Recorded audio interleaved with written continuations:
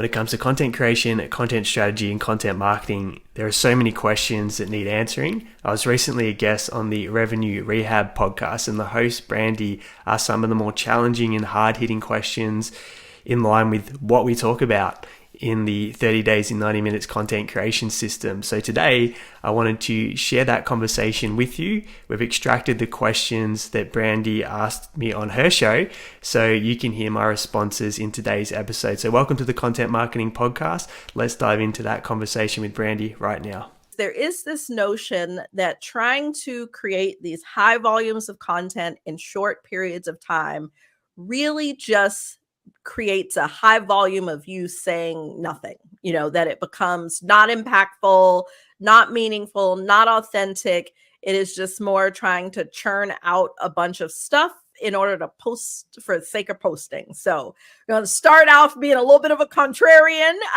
And so I'd love to hear your take on how your approach and what you've done for your own personal brand has been able to scale in this way that you're going to talk about without it being, just a bunch of the blah, blah, blah. I agree with you. Most content is bad and it doesn't add a lot of value to other people's lives. So part of fixing that is, one, knowing who you're actually serving, who are you creating content for? And when you know what questions that audience is asking, what problems are they trying to solve, and you're able to create content that makes their lives better by being the solution to those problems, by giving them a breakthrough, then I think we call it legitimacy content. And when the newsfeed is full of synthetic content, fake news, scams, when you can put something out that, even if it only reaches a small number of people, but it genuinely makes their lives better, that's the type of content that I'm a big fan of, because helpful content is helpful content, bad content is bad content, and it doesn't matter how much bad content you put out, it's not going to have an impact. But even if you put out smaller amounts of great content, you're going to make people's lives better.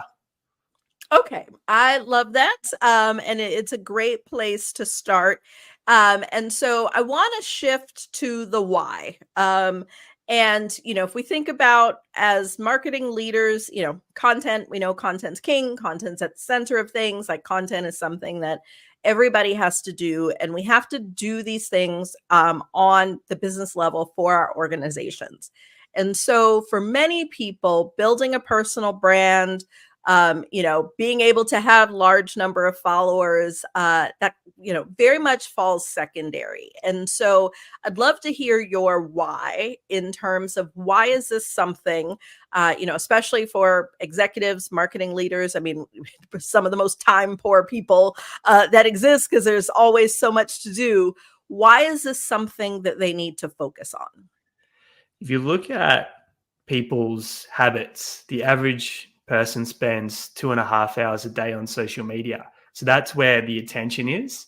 If a business owner is looking to hire someone and they get resumes, they're going to go have a look. Okay, can I find anything about this person online? So if you're an executive, a leader, your digital footprint plays a key role in your professional development.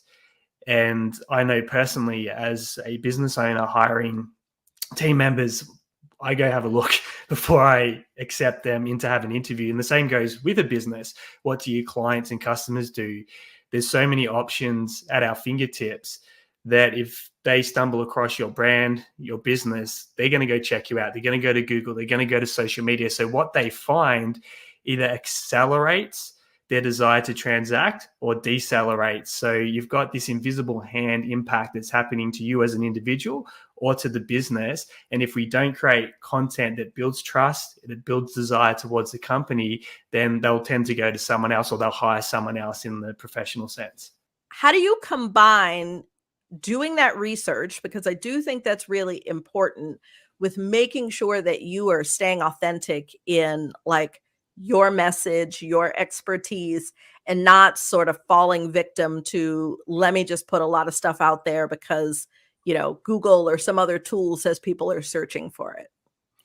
The way that you stay authentic is the way you approach creating the content. Most people that are trying to tap the search process are being very in their heads about the way they're going about creating the content. So they're deliberately trying to feed that search term into the text or the video that they're writing. They're usually scripted, and that gets content that's forced and very awkward. The way that we've solved that problem is we get a list of questions once a month and we approach it conversationally, just like you and I are doing right now.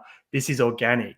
So if I had a list of questions here for you and I just started asking, just like you're doing with me, you're going to get a very natural response. And I'm not going to be in my head trying to come up with the answers. So that's the difference. You take a list of questions and then you also put the personal questions in there about your journey, about things that you're working on, something that might have happened during the week. So you're balancing it out with what do people want to know about leadership or management, with a little bit about my values, my personality, my story, so people get to connect that piece. And when you do it in a interview style, a conversation style, and someone's there just feeding you the questions and you're just answering in your most organic, natural state, that's how you get this authentic content.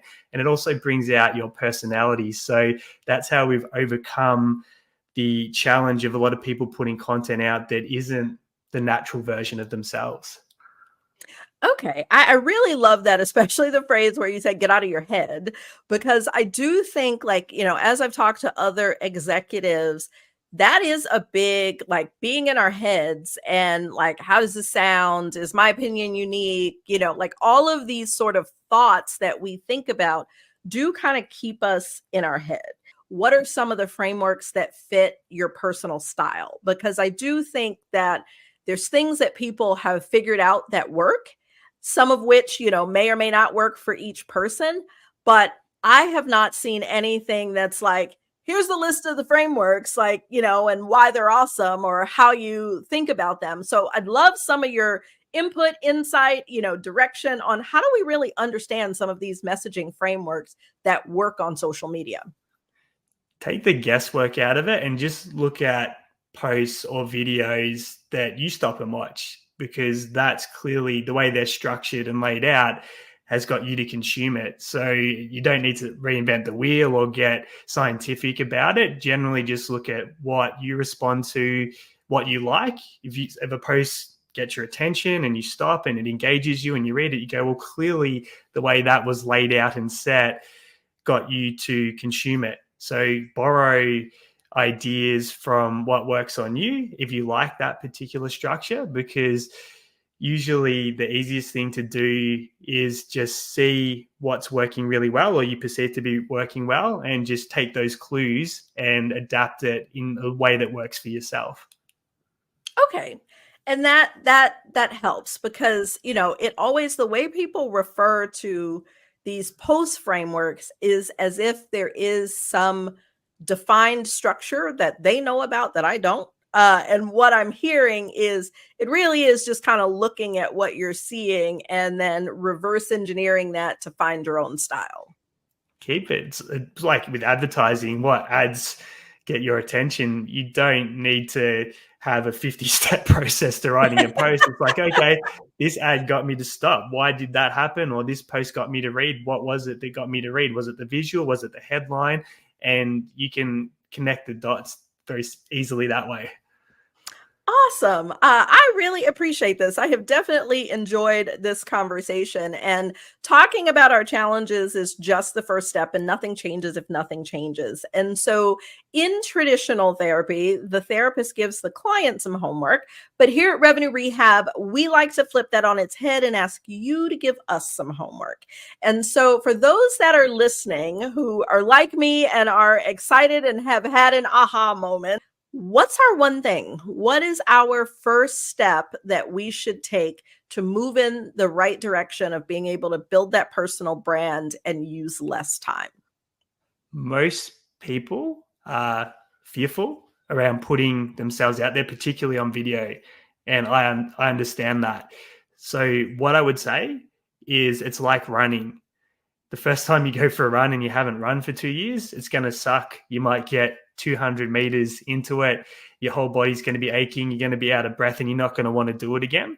But you go for another run, you get a little bit further, you feel a little bit better. And the same thing is with content. You need to get that first video out or that next video. So that one thing for me is always get started, because we can sit here, talk about the system, theorize all day long, but until you take action and you move past that fear, nothing's going to happen. So I would say get your phone out right now, forget the system, shoot a video going, I'm being extremely vulnerable right now. I'm going to put this video out there. It's a big step for me. I promise the future videos will get better, and just post that online so you can tick off and see that it's actually not the end of the world when you put something out there. And you'll probably find that people are pretty supportive if you take that step. So get that first video out there and know that you'll get a lot better as you progress with a system like this. Aaron, I really love that as an action item, because I agree wholeheartedly that so many people are uncomfortable putting their thoughts and ideas out there, especially on video. You know, you're worried about what you look like and your background and your lighting and, you know, all the things that at the end of the day don't really matter. And so I think that is a really great first step. If you got value out of today's episode, take it further. Go download the 30 days in 90 minutes content creation system for free at contentonly.au. Make sure that you follow the Revenue Rehab podcast as well. Links are in the description below. And as always, if you've just discovered the show, hit that subscribe or follow button so you can catch all the new episodes on demand.